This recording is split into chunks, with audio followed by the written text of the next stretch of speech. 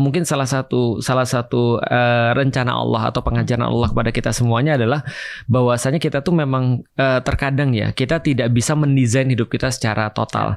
Aku belajar sih tentang teori motivasi, tentang teori segala macam, bahwasanya kayak apapun yang kita rencanakan itu akan kita dapetin dan seterusnya. Tapi dalam hidupku aku juga tidak melihat semua itu 100% benar sih, karena apapun yang kita rencanakan belum tentu akan kita dapat, dan ternyata bisa jadi sesuatu yang kita dapat bahkan lebih bagus daripada itu.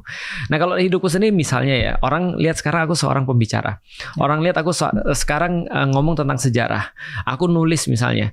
Padahal pelajaran yang paling aku benci sampai SMA itu adalah bahasa dan sejarah. Itu kan agak aneh. Serius tuh? Iya, serius. Aku benci banget bahasa dan sejarah.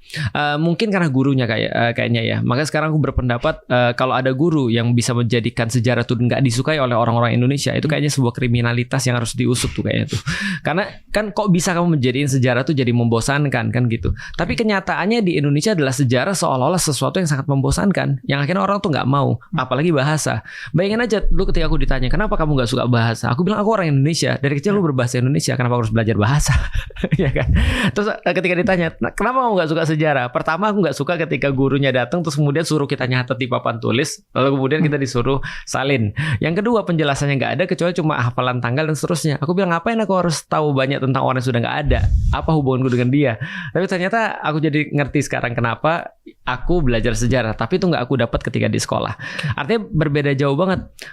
Orang lihat lagi misalnya aku adalah orang yang sangat senang dengan agama misalnya, atau aku diminta oleh orang ngajar tentang agama. Dulu aku nggak suka agama sama sekali. Bahkan aku nganggap agama itu adalah cara orang-orang minoritas untuk bisa ngendalin mayoritas. Itu dengan cerita-cerita dalam tanda kutip omong kosong. Ya itu aku dulu. Artinya ya berbeda jauh sih dengan sekarang. Jadi kalau ditanya apa sih yang membentuk aku, Islam kayaknya. Islam menjadikan aku sesuatu yang berbeda.